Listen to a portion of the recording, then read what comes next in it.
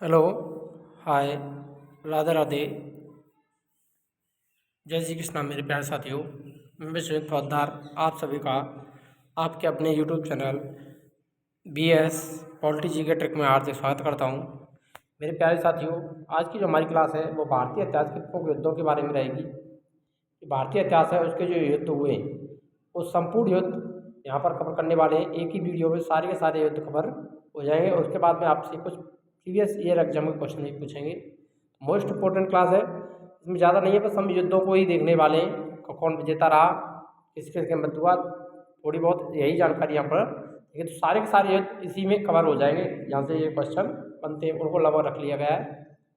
देखिए, दसरा के युद्ध सबसे पहले भारतीय इतिहास के प्रमुख युद्ध हैं। इनमें से दसरा के युद्ध कौन सा हुआ था? बैटल यानी युद्ध। तो दसरा के युद्ध बिटवीन किसके मध्य हुआ था? तो ये मध्य हुआ था सुदास और 5 जन अन्य कबीले, यानी सुदास था और उस 5 जन के अन्य कबीले थे, उनके मध्य ये दसरा का युद्ध लड़ा गया था। इसमें जो विजेता हुआ था वो सुदास। इसमें विजय किसकी हुई थी? सुदास की विजय हुई थी। दसरा के युद्ध का उल्लेख ऋग्वेद के 7वें मंडल में मिलता है। मोस्ट इंपोर्टेंट पूछा जाता है कि दसरा के युद्ध किनके मध्य लड़ा गया? तो सुदास और 5 जन कबीलों के मध्य में। विजय किसकी हुई थी दसरा के युद्ध में? सुदास की। और दसरा के युद्ध का उल्लेख किस वेद में मिलता है? तो ऋग्वेद में। और कौन से मंडल में मिलता है? 7वें मंडल में। इस युद्ध में एक और कबीला और एक उनका मित्र पक्ष समुदाय था, दूसरी ओर भारत नामक समुदाय, जिसका नेतृत्व तुस्सु नामक कबीले के राजा सुदास कर रहे थे। इस युद्ध में सुदास की विजय हुई। ये लड़ाई पंजाब में रावी नदी, जिसको रावी नदी का प्राचीन नाम क्या था? पुरसड़ी। ये भी आपको ध्यान रखना है कि रावी नदी का प्राचीन नाम क्या है? पुरसड़ी नदी के किनारे लड़ा गया था। दूसरा युद्ध देखिए, बैटल बिटवीन और मिला। ये युद्ध ये किसके मध्य? हाइडेस्पीस का युद्ध, जिसे क्या कहते हैं? बेथिस्ता का युद्ध के नाम से भी जाना जाता है, जो कि सिकंदर और पोरस के मध्य में लड़ा हुआ था। ध्यान रखना, हाइडेस्पीस का या बेथिस्ता का युद्ध किसके मध्य लड़ा गया? सिकंदर और पोरस के मध्य। इसमें विजय सिकंदर की विजय हुई थी। 626 ईसा पूर्व में ये युद्ध लड़ा गया था। सिकंदर ने हाइडेस्पीस के युद्ध में राजा पोरस का सामना किया, जिसे झेलम की लड़ाई के रूप में भी जाना जाता है। इसे झेलम का युद्ध भी कहते हैं। हाइडेस्पीस का युद्ध, बेथिस्ता का युद्ध या झेलम का युद्ध भी इसको कहा जाता है। यह भारत के पंजाब में, आधुनिक पंजाब और पाकिस्तान में झेलम नदी प्राचीन यूनानियों द्वारा हाइडेस्पीस, यानी झेलम नदी को पहले क्या कहा जाता था? यूनानियों के द्वारा हाइडेस्पीस कहा जाता था, के तट पर लड़ा गया। ग्रीक विजय और पोरस के आत्मसमर्पण के साथ संघर्ष समाप्त हो गया। तो ये युद्ध ध्यान रखना 326 ईसा पूर्व में लड़ा गया था।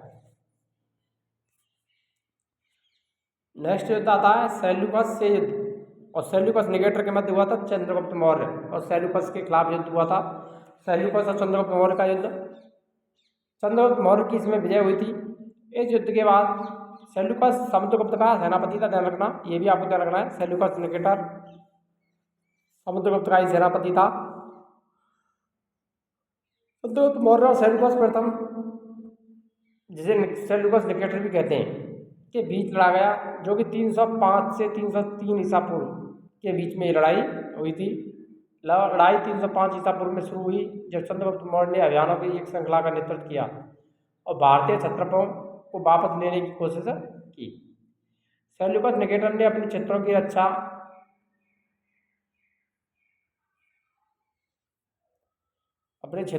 करने के लिए चंद्रगुप्त के खिलाफ लड़ाई लड़ी, लेकिन बाद में दोनों पक्षों ने 303 ईसा पूर्व में शांति बना ली और युद्ध का परिणाम यह हुआ कि चंद्रगुप्त को सिकंदर द्वारा छोड़े गए क्षेत्रों को नियंत्रित करने की अनुमति दी गई जब वह पश्चिम लौट गया। यह आपको ध्यान रख लेना है।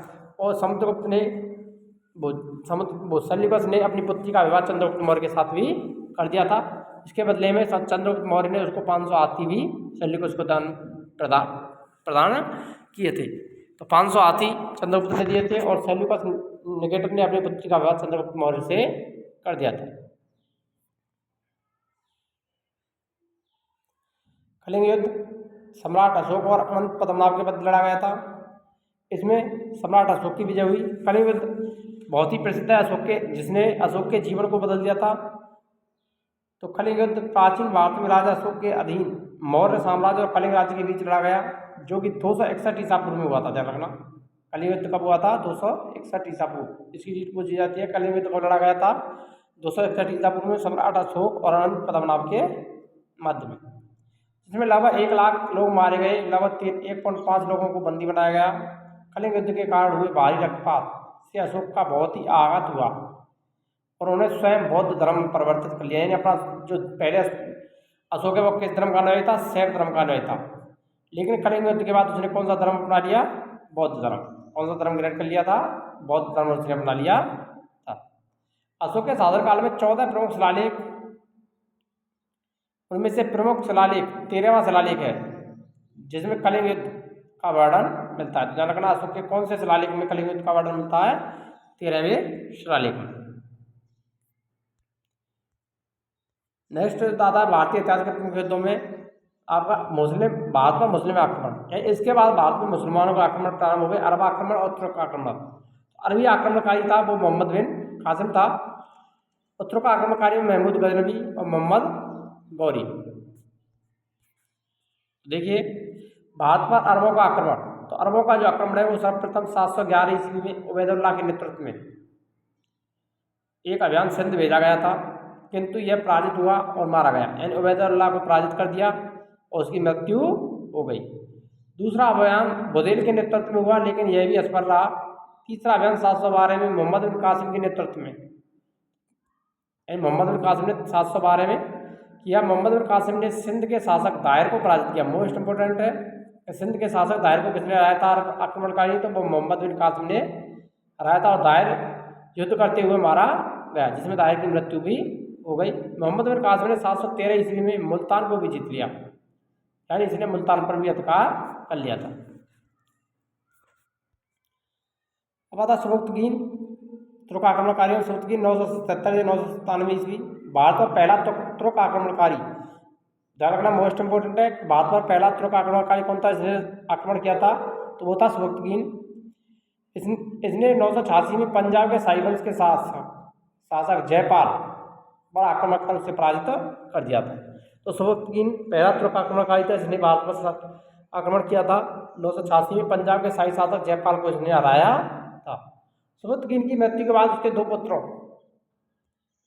अब्दुल कासिम महमूद और इस्माइल दोनों के मध्य उत्तराधिकार का युद्ध हुआ।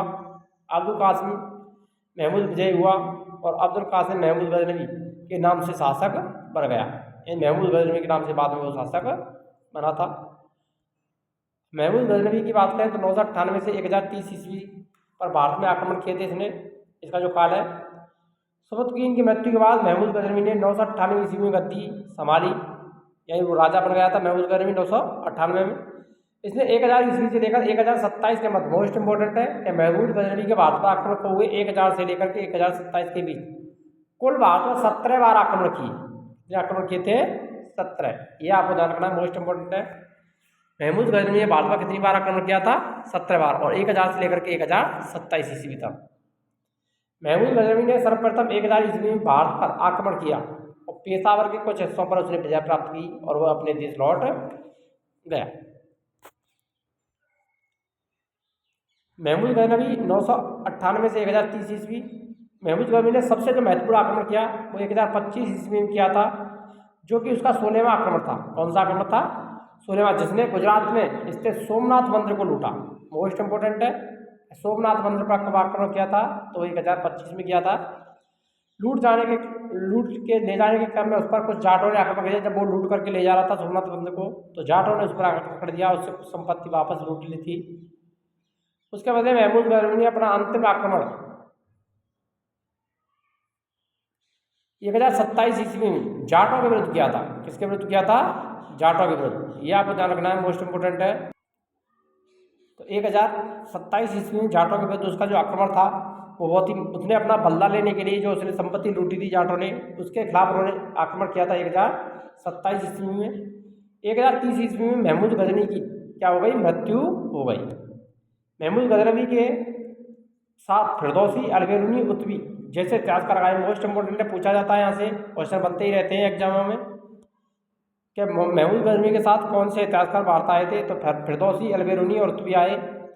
फिरदौसी ने शाहनामा की रचना की। अल-बिरूनी किताबुल अल-बिरूनी की रचना है और किताबुल यामनी कुतुबी की रचना है। मोस्ट इंपोर्टेंट है सभी की सभी, याद रखना। सभी को यहाँ से क्वेश्चन बनते थे। सारामा किसकी रचना? फिरदौसी। अल-बिरूनी की किताबुल हिंद और कुतुबी की किताबुल यामनी। ये किसके समय आए थे? महमूद गजनवी के समय।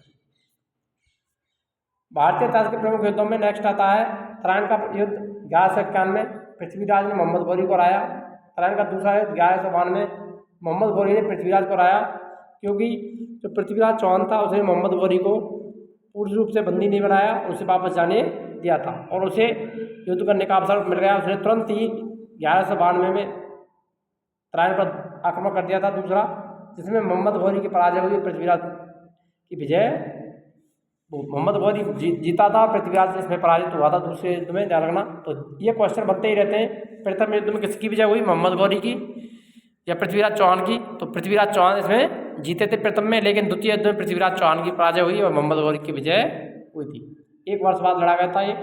और ये तीसरा जो महत्वपूर्ण, ये तीनों के तीनों युद्ध एक साथ ही याद रखने हैं आपको, ध्यान रखना। चंदावर का युद्ध जो 1194 में हुआ, इसमें मोहम्मद गौरी और जयचंद के मध्य ये लड़ा गया था, जिसमें जयचंद की पराजय हुई थी। नेक्स्ट आता है तराइन के युद्ध की 1191 की ओर एक ऐसी श्रृंखला है जिसने पूरे उत्तर भारत को मुस्लिम नियंत्रण के लिए खोल दिया। ये युद्ध मोहम्मद गौरी, जिसका मूल नाम मोइजुद्दीन मोहम्मद बिन शाम, ध्यान रखना। मोहम्मद गौरी का वास्तविक नाम क्या था? मोइजुद्दीन मोहम्मद बिन शाम था। अजमेर और दिल्ली के चौहान चाहमान शासक पृथ्वीराज के बीच लड़े गए थे। पानीपत का युद्ध, खानवा का युद्ध, चंदेरी और घाघरा का युद्ध सभी मोस्ट इंपोर्टेंट है, ध्यान रखना। इससे क्या है, भारत में जो मुगल साम्राज्य है उसकी स्थापना हुई थी। किसकी? मुगल वंश। मुगल वंश की स्थापना हुई थी इन युद्धों के द्वारा ही, ध्यान रखना। मुगल काल यानी ये बाबर के द्वारा लड़े गए थे। किसके द्वारा लड़े गए? बाबर। तो बाबर ने सबसे पहले पानीपत का युद्ध हुआ था बाबर के मध्य 1526 में। खानवा का युद्ध 1527, चंदेरी का युद्ध 1528 और घाघरा का युद्ध 1529 और 1530 में बाबर की मृत्यु हो गई थी। तो बाबर ने 4 प्रमुख युद्ध लड़े थे। कितने लड़े थे?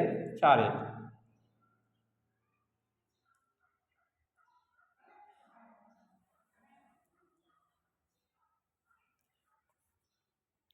देखिए आइए इन युद्धों को देखते हैं अब। पानीपत का प्रथम युद्ध अप्रैल 1526 में पानीपत के निकट लड़ा गया था। पानीपत वह स्थान है जहाँ पर 12वीं शताब्दी के बाद उत्तर भारत पर नियंत्रण को लेकर कई निर्णायक लड़ाई लड़ी गई। पानीपत के प्रथम युद्ध में भारत में मुगल साम्राज्य की नींव रखी। मोस्ट इंपोर्टेंट कि भारत में मुगल साम्राज्य की नींव किस युद्ध से पड़ी थी? तो पानीपत के प्रथम युद्ध से पड़ी थी। इसके बाद उन पर पहली लड़ाइयों में से एक थी जिसमें मुगलों ने बारूद और आग्नेयास्त्रों का प्रयोग किया। किसका? इसमें बारूद का प्रयोग भी किया और आग्नेयास्त्र यानी गोला बारूद का इसने प्रयोग किया था और साथ साथ तोपों का प्रयोग, ध्यान रखना। तो मुगल बाबर की विजय होने का कारण यही था कि उसने बारूद और तोपों का प्रयोग किया था, तुर्कमा पद्धति भी अपनाई थी। तो इसकी विजय का कारण था बाबर की पानीपत का युद्ध। तोपों के और गोला बारूद के कारण उसकी विजय हुई। पानीपत का प्रथम युद्ध बाबर और दिल्ली के लोधी वंश के शासक इब्राहिम लोधी के मध्य लड़ा गया। यानी लोधी वंश का अंतिम शासक था इब्राहिम लोधी और बाबर के मध्य यह युद्ध लड़ा गया था। इस युद्ध में जहीर उद्दीन बाबर ने लोधी को परास्त किया। बाबर का पूर्ण नाम था जहीर उद्दीन बाबर और भारत में मुगल साम्राज्य की नींव लग दी। पानीपत का प्रथम युद्ध 1526 में बाबर की सेना में लगभग 15,000 सैनिक थे। मात्र कितने सैनिक थे? 15,000 और उसके पास 20 से 24 तोपें थी। सैनिक कम थे लेकिन वो तोपों के कारण वो विजयी हुआ था। इब्राहिम लोधी की सेना में लगभग 80,000 से 1 लाख के मध्य सैनिक थे और कम से कम 1,000 हाथी थे। फिर भी इब्राहिम लोधी पराजित हुआ था, क्योंकि जो बाबर की तुलगमा पद्धति थी जो उसने उज़्बेकों से ग्रहण की और तोप खाने का प्रयोग उसकी विजय का प्रमुख कारण रहा था। पानीपत के प्रथम युद्ध में बाबर ने उज़्बेकों की युद्ध नीति तुलगमा अर्धचंद्राकार नीति को अपनाया और तोप सजाने में उस्मानी विधि, रूमी विधि का उसने प्रयोग किया। इब्राहिम लोधी को इसके कारण उसको पराजित होना पड़ा था, तुलगमा पद्धति और तोपों के कारण। इस युद्ध में बाबर के तोपखाने का नेतृत्व उस्ताद अली, मोस्ट इंपोर्टेंट है कि बाबर के तोपखाने का नेतृत्व किसने किया था? उस्ताद अली ने किया था। और मुस्तफ़ा खान नामक 2 तुर्की अधिकारियों के द्वारा किया गया। तो बाबर के तोपखाने का नेतृत्व किसने किया था? उस्ताद अली और मुस्तफ़ा खान ने। मोस्ट इंपोर्टेंट है, आगामी परीक्षा में यहाँ से क्वेश्चन बनेगा कि बाबर के तोपखाने का नेतृत्व पानीपत के प्रथम युद्ध में किसने किया था? उस्ताद अली और मुस्तफ़ा खान ने।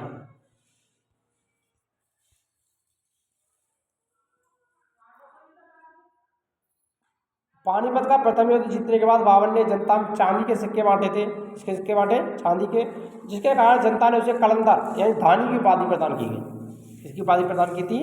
कलंदर यानी धानी की उपाधि किसको धारण हुई थी?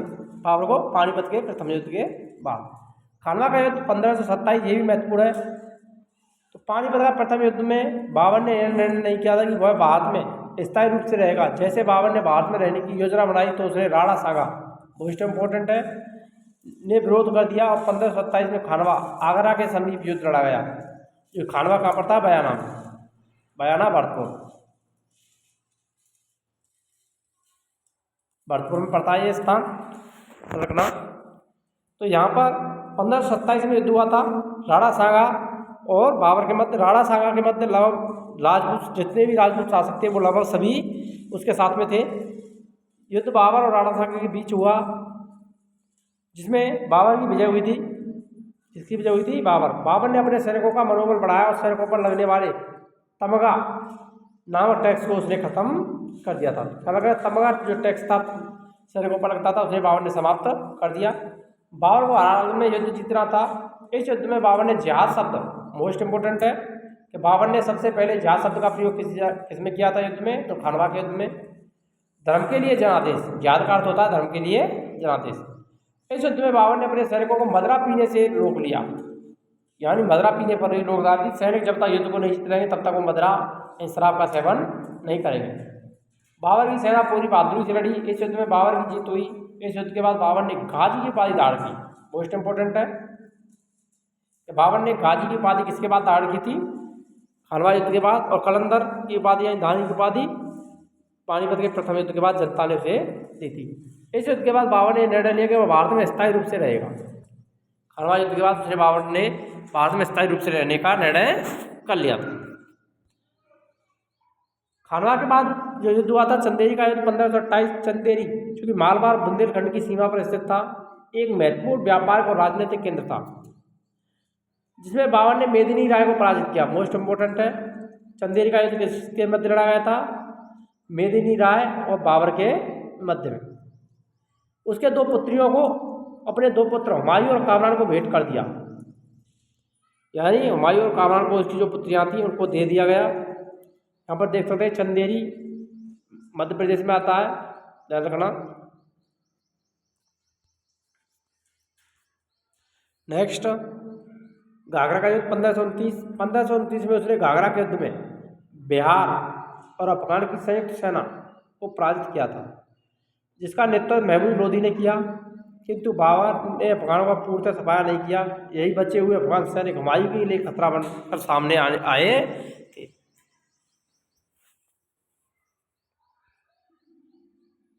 तो घाघरा देख सकते हैं यहाँ पर आप, ये घाघरा वाला स्थान है, गंगा गंडक कोस नदियों के मध्य में।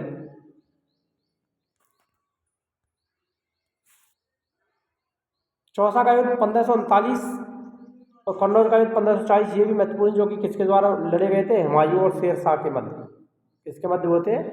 हुमायूं और शेर शाह के मध्य हुए थे दोनों के दोनों युद्ध, जिसमें शेर शाह ने हुमायूं को पराजित किया था दोनों युद्धों में।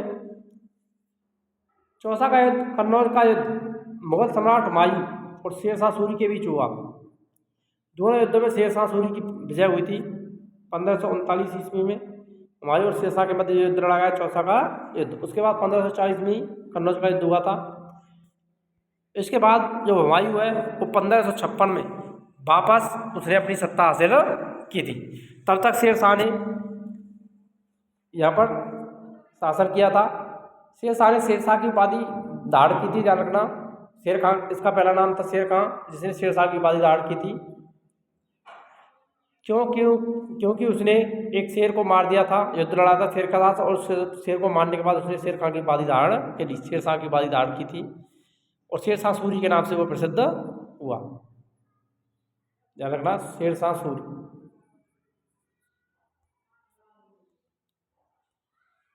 शेरशाह सूरी के संघर्ष और विजय। चौसा का युद्ध 1539 शेर खां और हुमायूं के बीच लड़ा गया। इस युद्ध में हुमायूं के अनेक सैनिक गंगा और कमनासा नदी में डूबकर मर गए थे, जिसके कारण हुमायूं भी गंगा नदी में कूद पड़ा था। क्योंकि उसके सैनिकों की मृत्यु हुई तो हुमायूं से यह सहन नहीं हुआ। उसके बाद हुमायूं ने भी गंगा में डुबकी लगा दी, वो भी उसमें कूद पड़ा था। कर्मनासा नदी, ध्यान रखना, गंगा और कर्मनासा नदियों में मर गए थे। निजाम नामक एक भिश्ती ने इसे डूबने से बचाया, यानी हुमायूं को डूबने से किसने बचाया था? निजाम नामक भिश्ती ने। इस तरह शेर खां इस युद्ध में विजयी रहा और इससे पूर्व में उसने शेर खां ने शेरशाह की उपाधि धारण की थी। कन्नौज का युद्ध, जिसे बेलग्राम के युद्ध के नाम से भी जाना जाता है, ये 1544 ईस्वी में लड़ा गया था।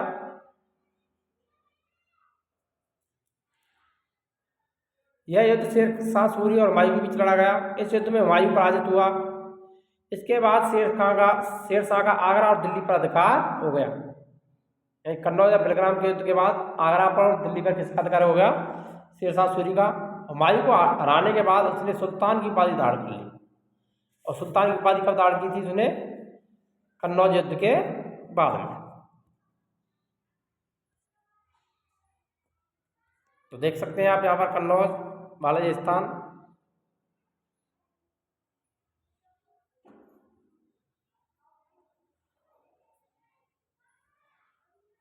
नेक्स्ट देखिए पानीपत का युद्ध, पानीपत का दूसरा युद्ध। पानीपत का दूसरा युद्ध 1556, 5 नवंबर 1556 में अफगान बादशाह आदिल शाह सूर के सेनापति हेमू और अकबर के बीच लड़ा गया था। मोस्ट इंपोर्टेंट है, पानीपत का दूसरा युद्ध किनके मध्य हुआ था? हेमू, विक्रमादित्य और अकबर के बीच में लड़ा गया था, जो कि हेमू का अंतिम हिंदू शासक था। हेमू के पास अकबर से कहीं अधिक बड़ी सेना 1500 हाथी थे। प्रारंभ में मुगल सेना के मुकाबले हेमू को सफलता प्राप्त हुई, लेकिन दुर्भाग्य से एक तीर हेमू की आंख में जाकर के घुस गया। उसने युद्ध का पासा पलट दिया। पानीपत की दूसरी युद्ध की लड़ाई में परस्पर फलस्वरूप अकबर की विजय हुई, जिसमें विजय किसकी हुई थी? अकबर इसमें विजयी हुआ था पानीपत के दूसरे युद्ध में। दिल्ली और आगरा में अकबर के अधिकार में आ गए।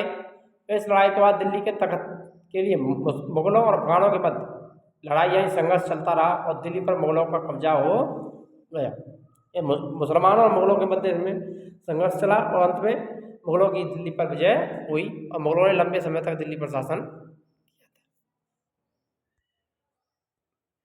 हल्दीघाटी का युद्ध 1576 अकबर और महाराणा प्रताप के मध्य लड़ा गया। मोस्ट इंपोर्टेंट है, पूछा जाता है। इसकी डेट 28 जून मिलती है, कहीं कहीं 21 जून भी मिलती है, ध्यान रखना, 21 जून भी मिलती है और 28 जून भी।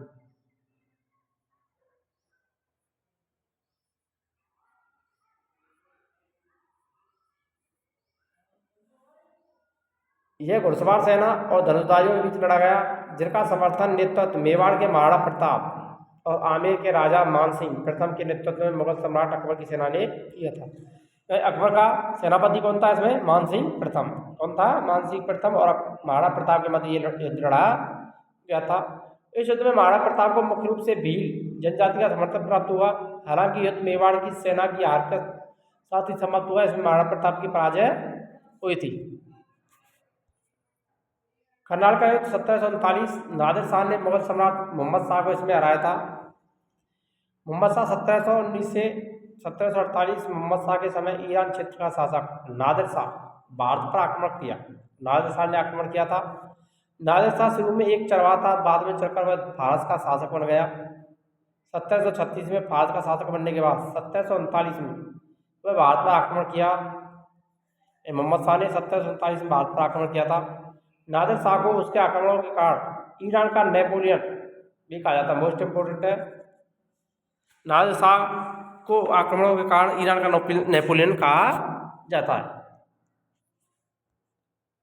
मोहम्मद शाह 1719 से 1748। मोहम्मद शाह उस समय एक कमजोर शासक के रूप में सामने आया। नादिर शाह आक्रमण करते हुए दिल्ली पहुंच गया। लगभग 57 दिनों तक दिल्ली में रुका और बहुत सारा कत्लेआम किया। उसने बहुत सारे लोगों को मारा और हत्या की और यहाँ से बहुत सारा धन लूट लिया। नादिर शाह लगभग 70 करोड़ की धनराशि और शाहजहाँ द्वारा बनाया गया तख्ते ताज, मोस्ट इंपोर्टेंट है, तख्ते ताज जिसे मयूर सिंहासन कहते हैं, जिसका निर्माण किसने किया था? मयूर सिंहासन का शाहजहाँ ने किया था। उसको यहाँ से लूट करके ले गया और कोहिनूर हीरा को यहाँ से लूट करके कहाँ ले गया, भारत ले गया था। मोस्ट इंपोर्टेंट है, ध्यान रखना। कौन ले गया था? नादिर शाह। मयूर सिंहासन पर बैठने वाला पहला मुगल शासक शाहजहां और अंतिम मुगल शासक मोहम्मद शाह था। कर्नाटक के युद्धों को देख लेते हैं। कर्नाटक के युद्ध, प्रथम कर्नाटक युद्ध, द्वितीय कर्नाटक युद्ध, तृतीय कर्नाटक युद्ध। इसमें प्रथम 1746-48 के मध्य ऑस्ट्रेलियाई उत्तराधिकार के प्रतिनिधि को लेकर के अंग्रेज एवं फ्रांसीसियों में अमेरिका में ये युद्ध लड़ा गया था। 1748 में एक्सला सैपल की संधि हुई, जिसके द्वारा ये समाप्त हुआ था। अंग्रेज और कर्नाटक के नवाब की इसमें पराजय हुई थी। कर्नाटक का द्वितीय युद्ध 1748 और 54 में दोनों कंपनियों द्वारा भारतीय राजनीति में हस्तक्षेप किया गया। 1755 में पांडिचेरी संधि की गई और अंग्रेजों की अच्छी स्थिति बन गई। कर्नाटक का तीसरा युद्ध 1756 से 63 के मध्य यूरोप का सप्तवर्षीय युद्ध, मोस्ट इंपोर्टेंट है, यूरोप का सप्तवर्षीय युद्ध कहा जाता है। 1763 में पेरिस की संधि हुई, जिसके द्वारा इसको समाप्त कर दिया गया था और इसमें अंतिम रूप से अंग्रेजों की विजय हुई थी। प्लासी का युद्ध, क्लाइव का नवाब के विरुद्ध षड्यंत्र। सिराजुद्दौला को 1756 में बंगाल की सत्ता प्राप्त हुई। उसके सत्ता में आने के बाद बहुत सारे लोगों में जलन की भावना पैदा हो गई। नवाब सिराजुद्दौला के प्रमुख अधिकारी उससे असंतुष्ट थे। इसका लाभ उठाकर क्लाइव ने नवाब के विरुद्ध एक षड्यंत्र रचा। इस षड्यंत्र में नवाब के मुख्य सेनापति मीर जाफर, दीवान रायदुल्ला और सैनिक अधिकारी यार लतीफ, बंगाल का एक व्यापारी जगत सेठ शामिल थे। मोस्ट इंपोर्टेंट है ये। और कौन शामिल थे? मीर जाफर, रायदुल्ला, यार लतीफ और जगत सेठ, जिसके कारण सिराजुद्दौला की हार हुई थी। प्लासी का युद्ध 23 जून 1757 में हुआ। प्लासी भागीरथी नदी के तट पर स्थित था। यह युद्ध क्लाइव के नेतृत्व वाली एक छोटी सी अंग्रेजी सेना और नवाब सिराजुद्दौला के मध्य 50,000 की सेना के साथ हुआ। युद्ध प्रारंभ होते ही मीर जाफर ने अपनी सेना लेकर अलग हो गया और इस युद्ध में नवाब सिराजुद्दौला पराजित होकर मुर्शिदाबाद भाग गया। कहाँ चला गया था? मुर्शिदाबाद। लेकिन मुर्शिदाबाद में उसको पकड़ करके उसकी हत्या कर दी गई। इसके बाद मीर जाफर बंगाल का नवाब बना और क्लाइव को व्यक्तिगत रूप से बहुत धन मिला। इस तरह प्लासी के युद्ध ने भारत में अंग्रेजी प्रभुसत्ता की नींव डाल दी और कंपनियों को 24 परिगणित जिले दीवानी प्राप्त हुई थी। ध्यान रखना, भारत में अंग्रेजी प्रभुसत्ता की नींव किस युद्ध के द्वारा डली थी? तो प्लासी के युद्ध के द्वारा। बक्सर का युद्ध 1764 में लड़ा गया था। बंगाल के नवाब मीर कासिम, अवध का नवाब सिराजुद्दौला और मुगल बादशाह शाह आलम द्वितीय के मध्य ये तीनों साथ में थे और इनके बस किसके विरुद्ध लड़ा था? ईस्ट इंडिया कंपनी, जिसका नेतृत्व कौन कर रहे थे? Victor Munro. बक्सर युद्ध 23 अक्टूबर 1764 में हुआ। मीर कासिम अंग्रेजों से पराजित होने के बाद सिराजुद्दौला के पास पहुंचा। इस समय मुगल सम्राट शाह आलम द्वितीय भी उपस्थित था। ये तीनों ने अंग्रेजों के विरुद्ध संयुक्त मोर्चे का निर्माण किया और तीनों अपनी सेना लेकर बक्सर पहुंच गए और इन्होंने अंग्रेजों से युद्ध किया था। अंग्रेजी सेना का जो नेतृत्व किया था वो विक्टर मनरो ने किया। इस युद्ध में संयुक्त मोर्चे की शक्तियां पराजित हुई। मीर कासिम युद्ध भूमि से भाग गया, जबकि सिराजुद्दौला और शाह आलम द्वितीय ने आत्मसमर्पण कर दिया था। इलाहाबाद की प्रथम संधि 12 अगस्त 1765 में हुई। इलाहाबाद की प्रथम संधि के तहत मुगल सम्राट शाह आलम द्वितीय से हुई। इस संधि के मुख्य शर्तें क्या थी? देखिए, कंपनी अवध के नवाब से इलाहाबाद एवं कड़ा 2 जिले लेकर मुगल सम्राट को देगी। कंपनी मुगल सम्राट को 26 लाख की पेंशन प्रदान करेगी। मुगल सम्राट बंगाल, बिहार और उड़ीसा की दीवानी कंपनी को प्रदान करेगा। ये इसमें संधियाँ की गई थी इलाहाबाद की संधि में 12 अगस्त 1765 में हुई। इलाहाबाद की दूसरी संधि 16 अगस्त 1765 में। इस संधि के तहत अवध के नवाब सिराजुद्दौला के मध्य हुई थी। इस संधि की मुख्य शर्तें: कंपनी अवध के नवाब से इलाहाबाद एवं कड़ा जिला प्राप्त करके मुगल सम्राट को दे देगी। अवध के नवाब पर 50 लाख रुपए एवं चुनार का किला कंपनी प्राप्त करेगी। अवध में कर मुक्त व्यापार का अधिकार होगा कंपनी को।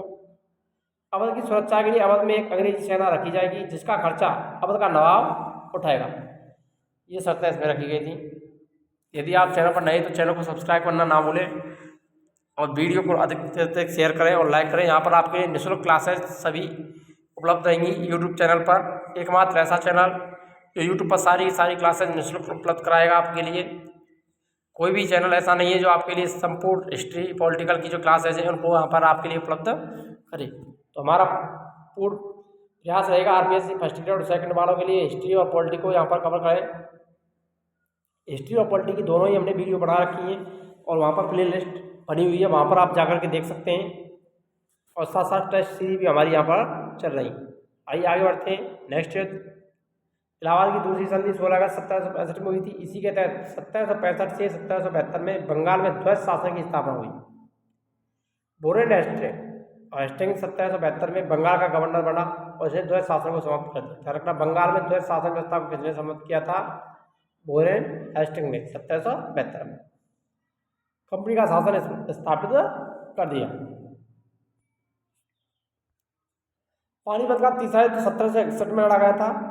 इसमें सदाशिवराव, विश्वासराव और शमशेर बहादुर तीनों एक साथ थे और अहमद शाह अब्दाली के मध्य में ये युद्ध लड़ाया गया था। पानीपत का तृतीय युद्ध अफगान शासक अहमद शाह अब्दाली और मराठों के बीच लड़ा गया। इस युद्ध का मुख्य कारण दिल्ली एवं पंजाब में राजनीति में मराठों का हस्तक्षेप था। इस युद्ध में मराठों की भीषण पराजय हुई। किसकी पराजय होती? मराठे इसमें हारे। महाराष्ट्र का कोई परिवार ऐसा नहीं था जो अपने स्वजन की मृत्यु पर शोक नहीं मनाया हो, यानी बहुत सारे मराठे इस युद्ध में मारे गए थे। यह युद्ध मराठों के लिए राष्ट्रीय विपत्ति के समान था। इस युद्ध का नेतृत्व पेशवा बाजीराव का चचेरा भाई सदाशिवराव भाऊ और पेशवा पुत्र विश्वासराव कर रहे थे। मराठों की ओर से तोपखाने का नेतृत्व इब्राहिम गारदी ने किया था। ध्यान रखना, ये क्वेश्चन पूछा जाता मोस्ट है। मराठों की ओर से पानीपत के तीसरे युद्ध में तोपखाने का नेतृत्व किसने किया था? इब्राहिम गारदी। इस युद्ध का आंखों देखा वर्णन काशीराज पंडित ने किया है। शोक में 6 माह बाद बालाजी बाजीराव की भी मृत्यु हो गई थी।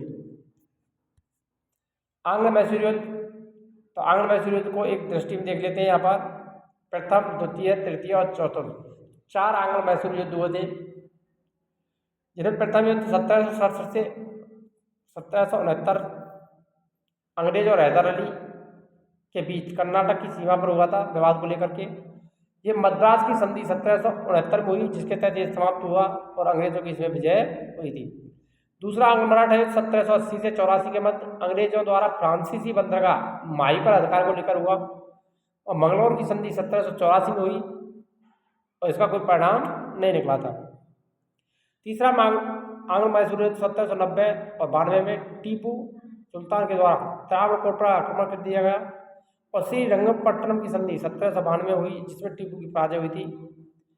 चतुर्थ आंग्ल मैसूर युद्ध 1799 में टीपू द्वारा सहायक संधि स्वीकार नहीं की गई थी, जिसके कारण यह युद्ध लड़ा गया और टीपू का इसमें वध कर दिया गया। टीपू की मृत्यु हो गई और टीपू की पराजय हुई थी। टीपू सुल्तान इस युद्ध में मारा गया था चतुर्थ युद्ध में। ये संधियों को आप क्रम ध्यान रखना, मद्रास संधि, मंगलौर संधि, श्रीरंगपट्टनम की संधि, ये किससे संबंधित है? आंग्ल मैसूर युद्ध से। आंग्ल मराठा संघर्ष, पहला आंग्ल मराठा संघर्ष 1775 और 82 में ईस्ट इंडिया कंपनी और मराठों के बीच लड़ा गया। पेशवाई के रघुनाथ राव राघोबा के कारण को देखते हुए हेस्टिंग मराठों के साथ संघर्ष में आए। बाद में अंग्रेजों ने राघोबा के कारण का त्याग करते हुए सालवाई की संधि 1782 पर हस्ताक्षर की। मोस्ट इंपोर्टेंट है, सालवाई की संधि कब हुई थी? 1782। दूसरा आंग्ल मराठा युद्ध 1803 से 1805 के मध्य पेशवा बाजीराव 2 से 11 दिसंबर 1802 बेसिन की संधि, कौन सी संधि हुई थी? बेसिन की संधि पर अंग्रेजों के साथ एक हस्ताक्षर किए गए और सहायक गठबंधन को स्वीकार कर लिया गया। तीसरा आंग्ल मराठा युद्ध 1827 से 18 के मध्य हुआ। पेशवा बाजीराव द्वितीय ने खड़की में हराया और पूना की संधि 1817 में हुई, जिस पर वो हस्ताक्षर करने के लिए मजबूर हो गया। इसके बाद जून 1818 में पेशवा बाजीराव द्वितीय ने आत्मसमर्पण कर दिया। ध्यान रखना, पेशवा बाजीराव द्वितीय ने आत्मसमर्पण कब किया था?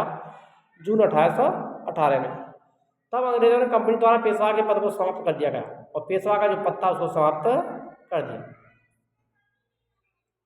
आंग्ल सिख युद्ध। प्रथम आंग्ल सिख युद्ध 1845 से 1840। इस क्रम में अंग्रेजों ने पहले भारत के दूसरे ज़्यादातर क्षेत्रों पर कब्जा कर लिया, जिसके बाद सिख साम्राज्य, लाहौर साम्राज्य, क्योंकि सिख सतलज नदी के पश्चिम में लाहौर क्षेत्र पर शासन कर रहे थे, उस क्षेत्र पर अधिकार करना चाहते थे। उस समय अंग्रेजी गवर्नर लॉर्ड हार्डिंग थे। अंग्रेजी कंपनी ने 1845 में सतलज नदी की सीमा पर बहुत संख्या में अंग्रेजी सिपाहियों को भेजना शुरू कर दिया था, जिसके कारण सिख सिपाहियों ने सतलज नदी को पार किया और वे सतलज नदी के पूर्वी भाग में आ गए, क्योंकि हमने ऊपर जाना कि 1809 में अमृतसर की संधि के हिसाब से सतलुज नदी का पश्चिमी क्षेत्र सिखों और पूर्वी क्षेत्र अंग्रेजों का था। प्रथम आंग्ल सिख युद्ध 1845 से 1840। इस युद्ध में 4 लड़ाइयाँ लड़ी गई। मुदक्की का युद्ध 1845, फिरोजपुर का युद्ध 1845, अलीबाग का युद्ध 1840, सुबराम का युद्ध 1840। इन चारों युद्धों ने सिख सेना पराजित हुई थी, यानी सिख सेना की एक भी युद्ध में विजय नहीं हुई। लाहौर की संधि 9 मार्च 1840 को हुई आंग्ल और सिखों के मध्य। संधि के द्वारा अंग्रेज और दिलीप सिंह के बीच में ये हुई थी और ये शर्तें रखी गई। दिलीप सिंह को रानी जिंदल की अध्यक्षता में राजा स्वीकार किया गया। इसकी अध्यक्षता में जिंदल की अध्यक्षता में सत्तर के पूर्व के प्रदेश जालंधर के द्वार क्षेत्र पर अंग्रेजों का आधिपत्य हो गया। लाहौर दरबार पर 1.5 करोड़ का जुर्माना लगाया गया। तो लाहौर पर कितना जुर्माना लगा था? 1.5 करोड़। 50 लाख रुपए नकद और 1 करोड़ के बदले कश्मीर गुलाब सिंह के हाथों बेच दिया गया। सिख सैनिकों की संख्या कम और निश्चित कर दी गई। लाहौर में एक अंग्रेजी रेजिमेंट की नियुक्ति की गई। अंग्रेजों के परामर्श के बिना किसी भी विदेशी को सेना में नहीं रखा जाएगा, ये प्रावधान किए गए थे। अब आती है बहरवाल की संधि, जो 16 दिसंबर 1840 में हुई। 1840 में सिखों ने पुनः विद्रोह किया और अंग्रेजी सेना ने इस विद्रोह का दमन करके दिलीप सिंह से पुनः एक संधि की और इसमें निम्न शर्तें रखी गई। रानी जिंदल की संरक्षता समाप्त कर दी गई, यानी पहली संधि की संरक्षता में रखा गया था, उसको समाप्त कर उसे 1.5 लाख रुपये वार्षिक पेंशन देने का प्रावधान किया गया। अंग्रेजी रेजिडेंट की अध्यक्षता में 8 सिख सरदारों की एक परिषद बनाई गई जो शासन की देखभाल करेगी। लाहौर में एक अंग्रेजी सेना रखी जाएगी जिसका खर्च दिलीप सिंह उठाएंगे। ये शर्तें रखी गई थी। आंग्ल सिख द्वितीय युद्ध 1848 से 1849।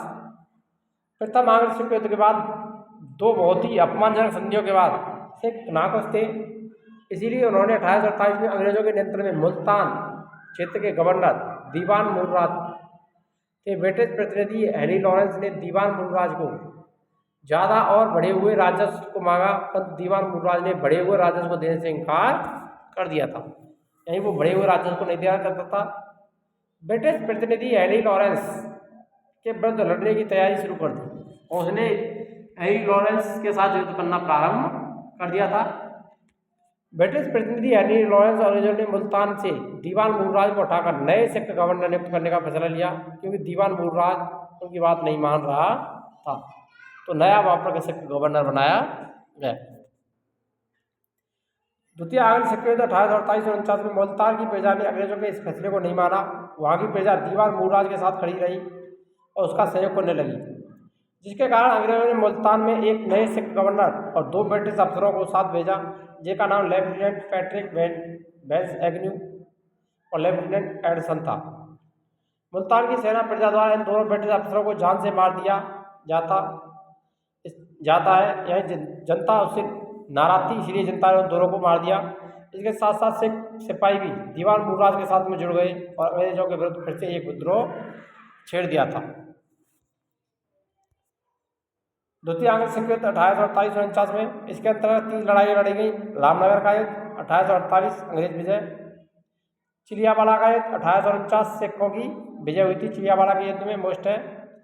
गुजरात नगर का युद्ध 1849 जिसमें अंग्रेज विजयी हुए। सिख सेना ने आत्मसमर्पण किया। अंग्रेजों का नेता कौन था? तो ये ध्यान रखना है, हुक।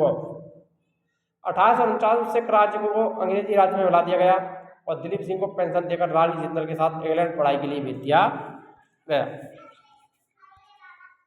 भारत चीन युद्ध 1962। 20 अक्टूबर 1962 को अप्रत्याशित रूप से भारत पर हमला किया गया। 1962 में भारत चीन युद्ध के नाम से जाना जाता है। चीन की पीपुल्स लिबरेशन आर्मी ने लद्दाख में और मैकमोहन रेखा पार कर भारत पर आक्रमण किया था। चीन युद्ध द्वारा युद्ध विराम हुआ और घोषणा के बाद 21 नवंबर 1962 को यह युद्ध समाप्त कर दिया गया। इसने अक्साई चीन में लगभग 14,700 वर्ग मील 38,000 वर्ग मील क्षेत्र पर अवैध नियंत्रण कर लिया गया। यह क्षेत्र दोनों देशों के बीच विवाद का विषय बना रहा है। यह अक्साई चीन वाला क्षेत्र इसने घेर लिया था, जिसमें भारत और चीन के मध्य अभी विवाद बना रहता है। इसके तुरंत बाद ही पाकिस्तान ने, जैसे चीन युद्ध समाप्त हुआ था उसके कुछ समय बाद पाकिस्तान ने भी भारत की स्थिति को देखते हुए आक्रमण कर दिया था 1965 में। 1965 भारत पाक युद्ध अप्रैल 1965 से सितंबर 1965 के बीच हुआ। वास्तविक युद्ध 17 दिन का था। कितने दिन चला था? 17 दिन। इसमें भारत को जीत मिली। ताशकंद समझौता हुआ भारत पाकिस्तान युद्ध को समाप्त करने के लिए। 1965 में भारत और पाकिस्तान द्वारा हस्ताक्षरित एक संधि की गई। 10 जनवरी 1966 को लाल बहादुर शास्त्री और पाकिस्तान के तत्कालीन प्रधानमंत्री महमूद अयूब खान के मध्य ताशकंद समझौता हुआ था। मोस्ट इम्पोर्टेंट है। ताशकंद समझौता किसके मध्य हुआ था? लाल बहादुर शास्त्री और मोहम्मद अयूब खान के मध्य। इसी के बाद लाल बहादुर शास्त्री जब लौट रहे थे तो उनकी रास्ते में मृत्यु हो गई थी हवाई दुर्घटना में, हार्ट अटैक के कारण। ताशकंद उज्बेकिस्तान की राजधानी है। सोवियत संघ के प्रधानमंत्री अलेक्सी कोसियन ने समझौते की मध्यस्थता की थी। भारत पाक युद्ध 1965 पार्टियों ने सहमति व्यक्त की कि सभी शस्त्र बलों को 5 अगस्त 1965 से पहले की स्थिति में वापस ले लिया जाएगा। ताशकंद घोषणा 10 जनवरी 1966 के बाद उसी दिन ताशकंद में लाल बहादुर शास्त्री की मृत्यु भी हो गई। भारत पाक युद्ध 1971 में फिर से हुआ था। 1971 में भारत ने पाकिस्तान के खिलाफ युद्ध जीता और परिणाम स्वरूप बांग्लादेश का जन्म हुआ और इसमें पाकिस्तान से बांग्लादेश को भारत ने स्वतंत्र करा दिया था। बांग्लादेश क्या हुआ है? स्वतंत्र हो गया पाकिस्तान से। इसके बाद एक और युद्ध है जो कारगिल युद्ध है 1999 में। कारगिल युद्ध 3 मई 1999 को शुरू हुआ और 26 जुलाई 1999 तक चला था। आधिकारिक तौर पर युद्ध का नाम ऑपरेशन विजय। यह इस युद्ध के लिए कौन सा नाम दिया गया है? ऑपरेशन विजय। 26 जुलाई 1999 को कारगिल विजय दिवस के रूप में मनाया जाता है। तो कारगिल विजय दिवस 26 जुलाई को मनाया जाता है। मुख्य युद्ध भारत और पाकिस्तान के बीच एक सशस्त्र संघर्ष था जिसमें पाकिस्तान की नियंत्रण रेखा LOC के साथ कश्मीर के कारगिल जिले में हुआ था। भारतीय वायुसेना ने नियंत्रण रेखा LOC के साथ भारतीय सेना द्वारा कारगिल सेक्टर में भारतीय पदों को खाली करने के साथ एक महत्वपूर्ण भूमिका निभाई।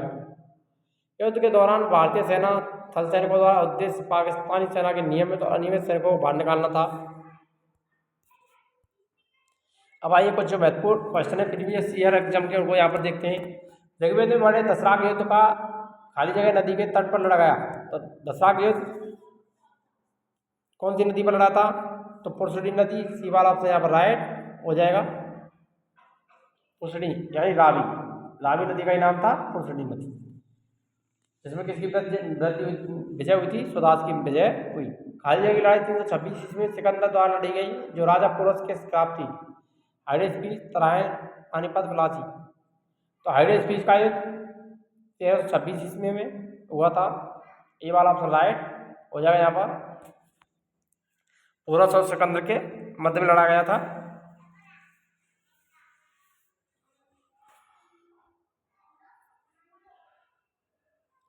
हाइडेस्पीस को युद्ध को प्रतिष्ठा का युद्ध भी कहा जाता है। कलिंग के साथ अशोक के युद्ध का विवरण खाली जगह में दिया गया है। कौन से शिलालेख में दिया गया है?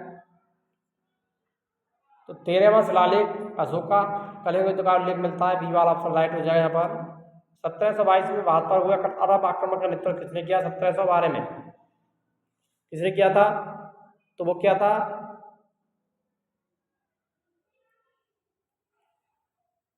नदीर उद्दीन महमूद शाह ने। सी वाला ऑप्शन राइट हो जाएगा। यहाँ पर तराइन का युद्ध कब लड़ा गया? प्रथम युद्ध तो 1191। बी वाला ऑप्शन राइट रहेगा। तराइन के दूसरे युद्ध में पृथ्वीराज चौहान खाली जगह पराजित हुआ था मोहम्मद गौरी से। तो मोहम्मद गौरी की विजय हुई थी यहाँ पर। चौथा का युद्ध खाली जगह के बीच लड़ा गया हुमायूं और शेरशाह के मध्य में। बाबर राणा सांगा के मध्य। हुमायूं अकबर और रहमू के मध्य। मोहम्मद गौरी और पृथ्वीराज चौहान के मध्य। चौसा या बिलग्राम का युद्ध, कन्नौज का युद्ध किसके मध्य लड़े गए थे? तो हुमायूं और शेरशाह के मध्य। ए वाला ऑप्शन राइट रहेगा। पानीपत का प्रथम युद्ध कब लड़ा गया था? 1526 बाबर और सिकंदर लोधी के मध्य, सिकंदर लोधी के मध्य लड़ा गया था, जिसमें भारत में क्या है, मुगल साम्राज्य की स्थापना हुई थी। प्लासी का युद्ध खाली जगह के बीच लड़ा गया। मराठा और ब्रिटिश सेना, सिराजुद्दौला ब्रिटिश सेना, अली वर्दी खान ब्रिटिश सेना, इब्राहिम लोधी हेमू। तो प्लासी का जो प्रथम युद्ध है तो किसके, सिराजुद्दौला और ब्रिटिश सेना के मध्य लड़ा गया था। विवाह ऑफ राइट हो जाएगा यहाँ पर 1757 में। बक्सर का युद्ध कब लड़ा गया? तो बक्सर का युद्ध 1764 ईस्वी, डिवाल ऑफ राइट हो जाएगा यहाँ पर भी। पानीपत का तीसरा युद्ध किसके बीच लड़ा गया? अकबर हेमू, बाबर इब्राहिम लोधी, अकबर राणा प्रताप, अहमद शाह अब्दाली मराठा। तो पानीपत का तीसरा युद्ध किसके मध्य हुआ था? जल्दी से जल्दी कमेंट कीजिए मेरे प्यारे साथियों, पानीपत का तीसरा युद्ध किसके मध्य लड़ा गया था?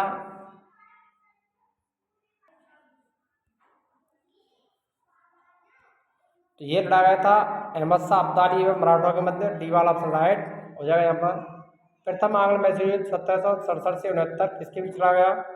हैदर अली अंग्रेज, हैदर अली पुर्तगाली, टीपू सुल्तान मराठा, टीपू सुल्तान फ्रांसीसी। हैदर अली और अंग्रेजों के मध्य में, डिवाल ऑफ राइट हो जाएगा यहाँ पर। भारत चीन युद्ध कब हुआ था? तो 1962 में। और अंतिम क्वेश्चन, ताशकंद समझौते पर हस्ताक्षर किसके मध्य हुए थे? 1966 ताशकंद समझौता, लाल बहादुर शास्त्री और अयूब खान के मध्य में। सी वाला ऑप्शन राइट रहेगा। वीडियो अच्छी लगी तो वीडियो को लाइक करें, शेयर करें, कमेंट करें। मिलते हैं नेक्स्ट वीडियो में, तब तक के लिए जय हिंद, राधे राधे, जय श्री कृष्ण।